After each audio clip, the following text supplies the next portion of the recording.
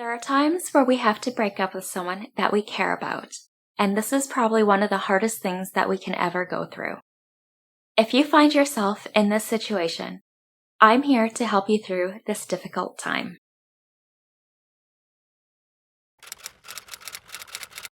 Hello and welcome. My name is Heather. I'm a registered professional counselor and a certified life coach. I've had my private practice for about 9 years, and I help people get through difficult breakups that are keeping them stuck from living their fullest lives. Today, I'm going to share with you how to break up with someone the right way. I know it might sound a bit silly, but this is an important skill to have, and it's not something that we're taught or that's been modeled to us appropriately. There is a way to break up with someone that doesn't cause emotional damage. Unfortunately, no one knows how to do this, and so they struggle. There's no set guidelines around breakups, and there should be, just like there's set guidelines around proposals and people getting married. When it comes to proposals, there's a clear expectation of what needs to be done, and a script that people follow. For example, there needs to be a ring, a grand gesture, and posting it and announcing it on social media afterwards. And yet there's no set protocol for breaking up with someone. And that's why I'm here today. Before you break up with someone, the first thing that you'd want to do is reflect. See if breaking up is what you really want. So take a step back and ask yourself, what are you missing in the relationship? Can anything be fixed? Are your concerns valid, or are they your own insecurities? Were there any red flags that you overlooked that are now a bigger issue? The second thing that you'd want to do is communicate. Have you had an honest conversation about what you and your partner can work on? Have you and your partner did everything you could to make it work? Because it's not fair to break up with someone if you didn't give them the opportunity to make changes. The third thing is reassess. Have there been improvements? Have your feelings changed? If you still want to break up for whatever reason, maybe you realize that you want different things in life, or maybe your partner wants to move and you don't, or you feel that your personalities don't quite match up. Whatever the reason, you'll have to accept that you want to end the relationship. The fourth thing to do is don't change your mind. Sometimes what happens is that you're mentally preparing for the breakup, but when the moment actually comes, you remember all the good times and you remember how cute and how fun they were. I think the show How I Met Your Mother called this graduation goggles. Graduation goggles can be described as that nostalgic feeling we have about a certain time in our lives or a certain person when we know that it's about to end, even though we were completely miserable at that time. Much like high school and the nostalgic feeling we have when we're about to graduate. This is the similar feeling that we might have when we're about to break up with someone. The fifth thing for you to do is prepare. Know that this conversation is going to be uncomfortable and that you and your partner may feel hurt. During the breakup, the first thing that you'd want to do is make sure that you do it in person.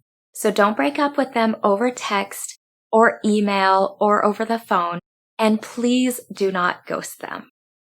You want to make sure that you find a semi-private place to meet them. The second thing to do is to share the fundamental reason as to why you're breaking up with them, and stick with this one main reason throughout the conversation. You want to stick with this one main reason because you don't want to monopolize the conversation by adding all these little things, because it'll give your partner an opportunity to try to dispute them. The third thing to do is to lead with empathy. Be mindful of what the other person is going through.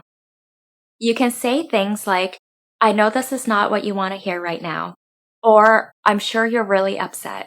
The fourth thing to do is to take responsibility. You want to take responsibility for your feelings and your part in the breakup. Remember, no breakups are completely one-sided. The fifth thing is to be open and honest. They may have questions for you. Do your best to answer them honestly, but respectfully. And don't start blaming them for all the little things that they've done wrong in the relationship.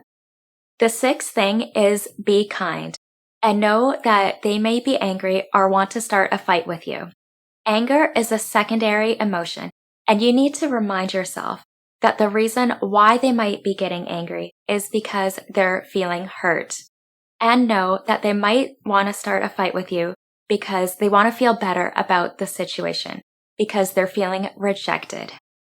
Understand that they're hurt and stay as kind and calm as you possibly can. The seventh thing is to ask for feedback.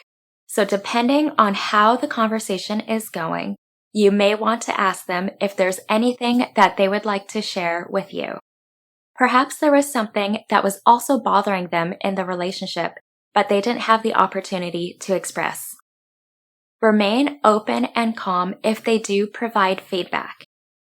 If you're comfortable, you can also initiate the feedback by asking them, was I too clingy or too distant? Number 8, don't try to save them. And what I mean by this is don't try to be the hero and try to make them feel better by saying that you still want to be friends, or you still want to stay in touch, or say that maybe in the future you might get back together. This isn't helpful, and it is harmful to create these expectations for someone, especially if you have no intentions of following through with these promises. Recognize that it's a human need for us to be liked, and this is where that drive comes from, of still needing this person who you're breaking up with to still like you. Just know that this is your ego at play to fulfill the need to be liked. The 9th thing to do is to set boundaries.